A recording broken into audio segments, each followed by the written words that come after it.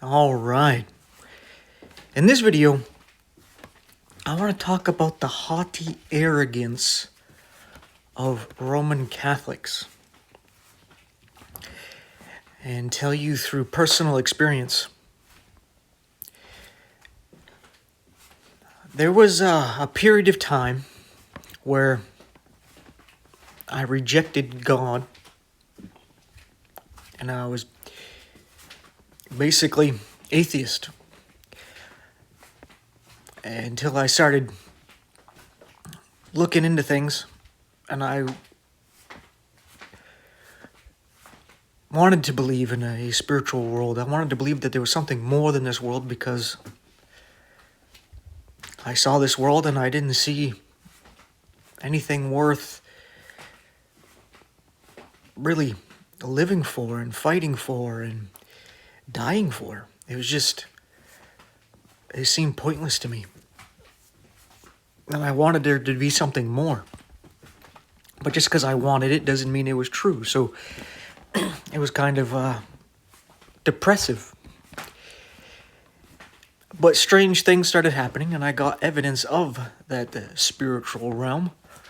And that led me on my journey to get where I am today. Where now I know my God. I know Jesus, and He knows me. But during this point where I was rejecting God, I knew Catholics, Catholic family and friends. And most of them didn't even go to church every week, right? They just were Catholic because they just grew up Catholic. They don't really know too much detail about their beliefs. They're just, oh yeah, I was baptized when I was a baby, and some of them went and did their catechism and confirmation. They didn't really pay attention all too much, right? They just like, yeah, there's some stuff in there about this, that, and the other thing. They don't really care too much. It's just kind of like a community social gathering for the youth, right? And they're no different from anybody else who doesn't believe, right? They just are like an unbeliever, but they call themselves Catholic. But in their moral compass and the things that they'll say and do to get what they want and to, get their social status and reputation and all that stuff, they all will do the same things than an unbeliever would do. Right? There's really no difference between them. So when you're sitting here and you reject God and you want to find God, when you look at Catholics, you're not like, oh yeah, God's with these people. That's not anything that comes to mind from the outside, right? Because you're like, these people are really no different. They just do some rituals and dress up when they go to this building that they deck out and make it look all fancy. I don't see God in any of this, right? There's nothing here that says, hey, if I want to find God or get to know God, I have to come to the Roman Catholic Church and I should get to know these Catholics. When, like I said, they're no different than the world, right? So even if I wanted to talk about God with somebody, being an unbeliever, I would not talk to a Catholic because they seemed as far away from God as I was, right? They claim they believe in God, but they live life as if He's not really even there, right? They'll talk about God going to judge us and based on our good works and bad works and all that. And then they'll go and do and say the things that they would condemn an unbeliever for doing, right? But they try to hide them, right? Maybe they'll confess it to their priest, and then they go do their little thing and ritual of penance and all that, saying their Hail Marys and Our Fathers, and that makes it okay.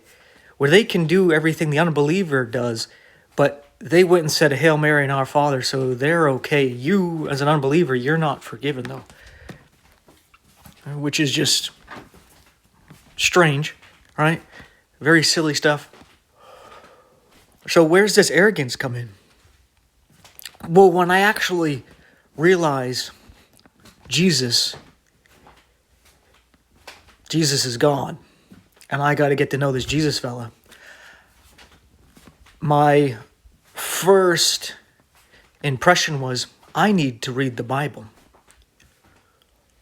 The Bible is his word. If I want to know this guy, I need to know what he says himself. I'm going to go directly to him. I'm going to go to his word. I'm going to go to the Bible and read it. And that's where I ended up at first wondering which version should I read. That was like the first thing that I did, where I think it's weird how there's Christians who don't think the version you use matters at all. They don't even think twice about it. They're just like, yeah, use whatever version you want. It doesn't matter. Like it's just strange that it never even crosses their mind. I find it very weird. Because that was the first thing that came to mind. There's different versions. Which one should I use? So I studied it because I didn't just want to read some version that was like, oh yeah, this is God's word, but it really wasn't. Right? I wanted God's word. So I went to find the version in English that I should be reading. That's a bit of a side subject, so I'm not going to get any deeper into it than that. But the Catholics around me seemed kind of offended, or actually were offended, because they were like, yeah, you had some experience and you want to come and get to know God. It's kind of like, why didn't you come talk to us? We believed God this whole time. And it was like, oh yeah, I couldn't tell. Right? You say and do the same things I would do, without having a moral compass. Not really caring, right? Because it doesn't matter in the end, right? Why would I go to you? When I see you, I'm not looking at like, oh, this person is different than me because they have this relationship with God. God's spirit is with this person. They're just so much different than I am and so much holier than I am. Because they now and then they go to a church and they do this ritual and they eat a wafer and take a sip of wine and wow, they're just such amazing, great people. How godly and holy they are. That those thoughts never crossed my mind at all. At all. So that's where the arrogance is. Like, especially with some of them where they don't even go to church. They went to catechism when they were younger. They didn't really pay attention. And they sit up here on this pedestal and like, yeah, you come to me if you wanted to get to know God. Since you believe in God now, why don't you come talk to me? And it's like, because you don't even know anything. You don't care, right? You're living life with me, doing the same stupid things I was doing. I mean, seriously, right? We were both saying and doing the same kind of things, doing the same immoral things, saying the same immoral things. And then all of a sudden, when I'm like, oh, Jesus is real, all of a sudden now I'm going to go to you to get to know this Jesus when you never talked about God or Jesus with me or anything like that. You never gave any kind of an example that you actually knew God and you cared about my salvation. You didn't care that I didn't believe at all. Never mentioned a thing about it. Would even say, hey, we shouldn't talk about religion and politics, That's what a lot of these Catholics will say. Right? Don't talk about religion and politics. But it's like, oh, but now that I want to get to know Jesus, I want to go directly to Jesus, you're offended that I'm not going to you, as if you're the gatekeeper. Yet if you were the gatekeeper, why weren't you telling me about this Jesus fella in the first place, warning me about my soul going to hell or anything? You didn't say anything about it. Right? And these Catholics will have no problem marrying unbelievers as well. Right? No problem with it whatsoever. And will oftentimes not really even say anything at all about trying to get them to become Catholic. Right? But then if they start to believe, they want you to go through them as if they're somehow holier than you are, because this whole time they believed God existed. And since they believed God existed, they're holier than the people who don't believe God exists. As if believing in God makes you moral, right? It puts you on this moral high ground. And this arrogance that they have, as if, yes, see, we're the one true church. To go to God, you got to go through us, kind of thing. But even you don't even go to God yourself. Like, what are you talking about? Like, the delusion that they have. When I started learning about NPD, narcissistic personality disorder, I started to realize that Roman Catholicism is a narcissist's religion. It's basically based around the mindset of narcissism, where you have the head guy in his hierarchy, where they all want to be at the top, because a narcissist can't be equal with anybody, right? Whereas Christians, we're all kings and priests, we're all brothers and sisters, but narcissists can't stand being equal with anybody because they believe that they're above other people. They definitely can't stand being below anybody. But as long as they have a hierarchy that they can climb up, they think that eventually they'll get to the top because that's where they belong. And as long as they're above somebody, even if they get crapped on by somebody above them, they feel okay because then they can just crap on the person below them and it makes them feel better. Right? So that whole system, just with the hierarchy itself, is narcissistic. Right? When I would talk to these Catholics and be like, well, Jesus said that if you want to be the greatest, then you would be the servant of all. As Jesus gave us the example. He gave up heaven, didn't live a rich, luxurious life, lived homeless, walking around helping people, and gave his life for us all. Right? And I was like, you look at Jesus compared to the Roman Church, and you see that it's completely joined with the world, loves money. It builds up all this different architecture and buildings, and this obviously has a lot of stuff tied to paganism and heathenism, and basically the Roman pantheon, right, renamed with Christian names. Like, you can clearly see it clear as day that it's nothing like Jesus whatsoever. But you seem to think that, hey, to come to Jesus, we got to go through you. As if I go, hey, Jesus, help me, he's going to be like, nope, you got to go to one of these Catholics first. You got to go through them and go through the church, and then I might talk to you after that. Right? This arrogance that they have is just, it's like insane. But that's narcissism. And part of narcissism is mainly with what they call the covert narcissist, is where they don't want to openly be arrogant and everything. So they want to paint an image. What matters most is this image they've created of themselves. Where they're up here, they've created this idol, which is themselves. And they created a delusion of themselves that they are good, holy, just people that are approved by God. And they are in the truth. They're standing on the truth. Right? So they paint this picture with others about how they are such just great people. And when anybody, even their own family members, such as brothers and sisters and their children, point out how they're obviously not who they think they are, it causes a narcissistic injury, and they get upset about it, and they seek vengeance instead of just accepting the truth and having some humble pie. They're like, no, you broke my pedestal. I need to build it back up, and I'm going to tear you down and build my pedestal on you. Right? And they'll do horrible, evil things to one another and manipulate one another and lie to one another. and then sit there and be like, yeah, see, we're good, godly people. The God's with us. Look at us. When they probably lie and scheme more than anybody else. And he was like, God is with you? Seriously? Okay, that's one thing if you deceived yourself into believing that, but you honestly think other people outside actually think that of you?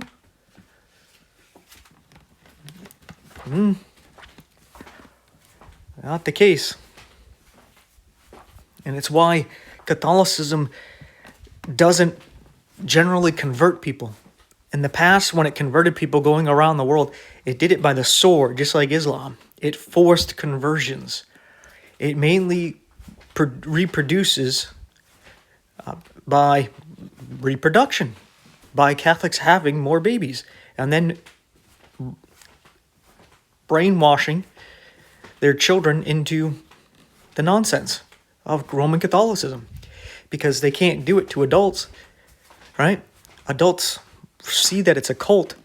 Children don't understand, right? That's why generally people don't convert to Catholicism unless it has something to do with political gain, financial gain, or at times like with marriages, where they'll just say, "Oh yeah, I'm Catholic now, so I can get married," or whatever. You know, it doesn't have to do with like, I saw the truth and God led me to Catholicism because it's just the truth. I mean, see, look at this. God led me here because of this, that, and the other thing. You never hear that because it doesn't happen. And Catholics don't go and they don't preach Catholicism to the world, right? They don't do that. While true Christianity doesn't really reproduce by having children, it reproduces by converting people with the gospel. Where people say that blood is thicker than water, spirit is thicker than blood. Where they create a spiritual family and reproduce spiritually. Because when you have children, you don't know if they're end up going to truly believe or not. You can be like the Catholics and the Muslims and force them to go along with your religion, but that doesn't mean they truly believe it. And it's kind of like an atheist saying the Hail Marys and Our Fathers. Does it really matter? They don't truly believe. They're just doing it to not get punished or get a reward or make you think that they're a good, holy person. Right? But some of them are delusional to think that, oh, an atheist or an unbeliever can't say like a Hail Mary and all that stuff. When they're just deluded, right?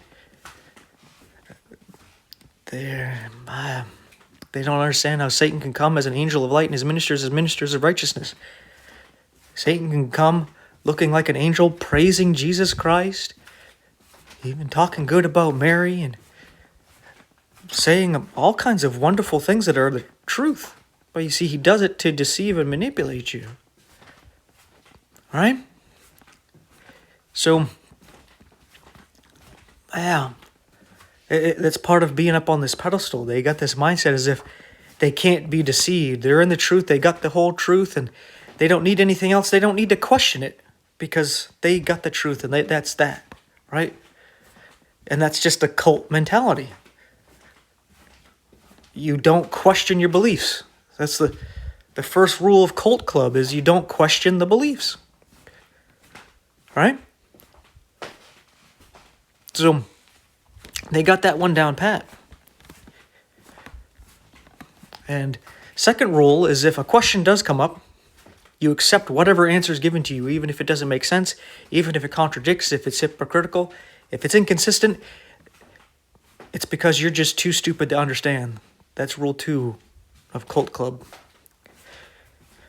So don't question, but if a question comes up, accept whatever answer you're given because you're just too stupid to understand if the answer doesn't sound right to you. So just accept it. Right? But this mentality, they're up on this pedestal, is just weird and strange. Right? It's just, like I was saying, even with these ones that all they did was go to catechism and they didn't really pay attention, they don't even go to church. But then all of a sudden they're like, oh yeah, I believe and I went to catechism. I'll tell you maybe some things I can remember, as if they're like the gatekeeper of all knowledge or something now. Right? It's just be like, no, I can go read the Bible myself, and if I'm interested, I can go read the catechism myself. Right? And they're just kind of like offended, as if you can go do that on your own, like there's something wrong or evil about doing such a thing. But I'm done rambling here. I just wanted to get this off my chest because I thought this was just silly. Some people are. I mean, what can you do? I mean, when the blind are leading the blind, they're all going to fall in a ditch. But how do you paint a picture to the blind? Like, you want to show them something, but they're blind. How are you going to show it to them? Or they're deaf. How are you going to sing them a song? They can't hear it. They're deaf. Right? So, with these people, you just got to pray for them. Because what else can you do? If somebody's deaf and blind, how are you going to communicate with them? All right? Especially if somebody is blind and they're deaf, and then they think that they're in the truth, and they see everything and they can hear everything, and they start talking as if they got the truth. How can you reason with such a person? You gotta be like, all right, I gotta just walk away from this one, right? Especially those people they'll lie and steal and cheat and manipulate.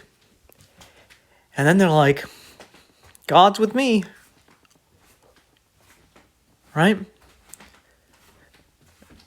It's like, do you truly believe that? I mean, that one I get really dumbfounded about. The people who can say, yeah, God's with me, with my church, and then they'll lie and manipulate. And it's like, what God are you talking about? Are you talking about Jesus of the Bible, or is this some other Jesus? Like, who are you talking about that's okay with you lying and manipulating people? That sounds like maybe Allah or something. Maybe that's why the Pope said that the Muslims worship the same God the Catholics do. Because the Quran says that Allah is the great deceiver.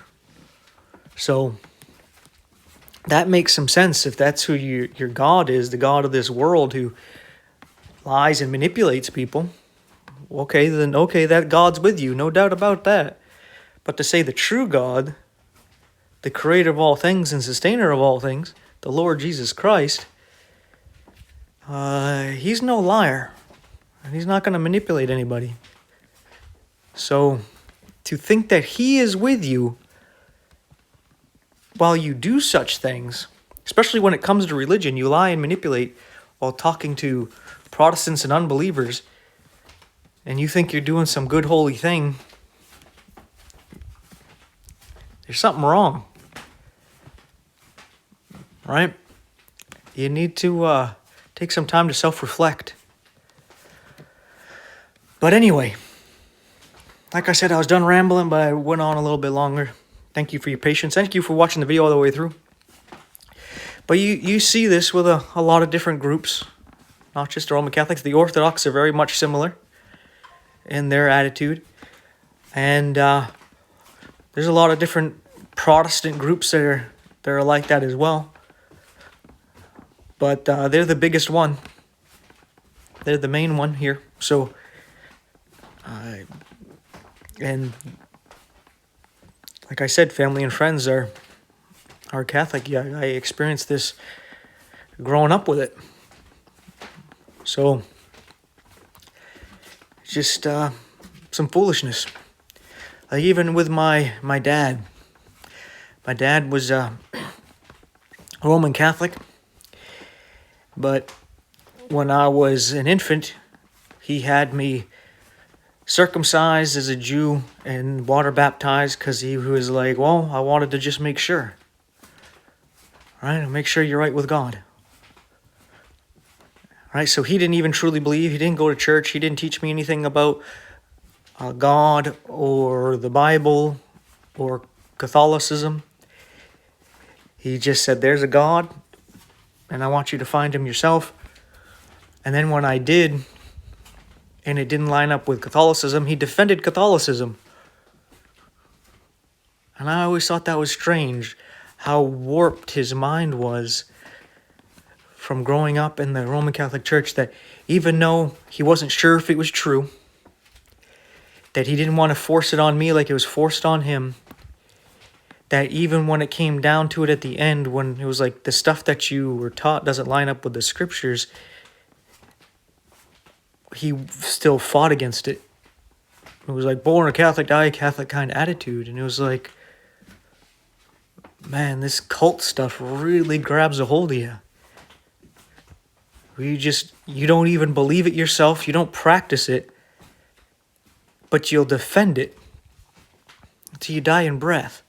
It's like the people who complain about their bodies and life and the world, but then they'll want to defend it. Right? If there was an asteroid coming or some huge event like an alien invasion, everybody would want to join up and fight to stop the asteroid or to fight the aliens, to defend this craptastical world that they complain about all the time. Right? And it's like, why? Doesn't make sense. It's like I hate this certain whatever it is. It's just this tree you don't like. And you just want it to be gone. And then some people come and they're going to chop it down. It's not even your tree. It's somebody else's tree. They have the right to go chop it down. But you go over and you start going, no, don't chop it down. Even though you talk about all the time how you hate it. And you wish something would be done about it. Because whatever reason, you just don't like that tree. I don't know why. But the people who own the place, they're finally going to chop it down. And then you try to stop them. Like, why? You don't even like it. Why are you defending this thing? It's almost like they enjoy being miserable and having something to complain about. Like, that's their life. And it sounds awful. Like, I couldn't imagine what these people are going through within their hearts, their minds, their souls, where they want to be miserable and to complain. I kind of feel bad for them, but at the same time, I'm wondering what life choices they made to put themselves in such a position. And how many times God has tried to set them free and they rejected it. But, it is what it is. Now I think I'm done rambling. Thank you for watching all the way through and hearing me out here. But, yeah, I just kind of wanted to let this off my chest here, and because the arrogance is just weird. Like, you don't think I can come to God right here, right now? I have to. What do I got to go do? I got to go to this church building and talk to a certain guy in a certain outfit, and then he's going to decide whether or not I can come to God or not based on whether or not I will obey him or not and do all these certain tasks that he has. Right? And it's like, no, I'm going to go directly to God right here and now. I'm going to pray to him right here and now. All right? And it's as if, like, that kind of mindset is foreign to them. Like, what do you mean? Go straight to God? It's like, yeah, you can pray, right? Why can't I go to God and ask him and talk to him? And get answers straight from him? Why is that so bizarre to you? You believe in God, yet, especially Catholics, a lot of these people who believe in God, who at least claim to believe in God, they basically act like atheists. You believe in God, and God's everywhere, and he cares for everybody. He died for everybody. So he obviously wants a personal relationship with us, because he died for us and took on our sins personally. So I should be able to just right here and right now pray to God and talk to him and expect a response. One way, shape, or form. Maybe not right away. But, I mean, Why wouldn't I expect such a thing? But they just seem as though that's strange to expect to talk to God and to hear from him. But it's like, but you believe in God, but you don't believe you can actually talk to him and that he's going to respond, that you have to go through these certain channels and mediators between you and him to then maybe talk to him and get a response from him. You sound like an atheist, that you don't truly believe what you say you believe. But just the arrogance is what gets me, is like, the people who haven't done a thing in their life and they act like they're king of the world. And it's like, how do you have that mentality? But when the people have themselves on a pedestal and have themselves on this ego trip, it's actually because they're very insecure. Like, they're very insecure and weak in their beliefs. And that's why they got to puff themselves up. Like a puffer fish or a peacock, or like a scared cat standing up on and getting the hair all stand up to make it look bigger, is because they're insecure and they're scared. They got to put on this show to make themselves appear bigger and stronger and more capable than they really are. And they need to deal with that. They need to look in a mirror and accept the truth, which ultimately what it all comes down to, right? Accepting or rejecting the truth. But anyway, I know, again, right? I'm pretty sure I'm done now. I'm pretty sure. So if you like this talk, awesome. Please give me a like and all that. I'm not going to do my normal spiel because I'm not really doing some kind of sermon or teaching on the scriptures so much. Just kind of doing a little rambling rant. Thanks for hearing me out. You just watching the video all the way through is good enough. But if you want to send your prayers and your support in any different way, that'll be greatly appreciated. Don't forget to pray and read your word and have your personal relationship with God. Thank you so much for watching. Take care. I'll see you in the next one, and may God bless you and yours.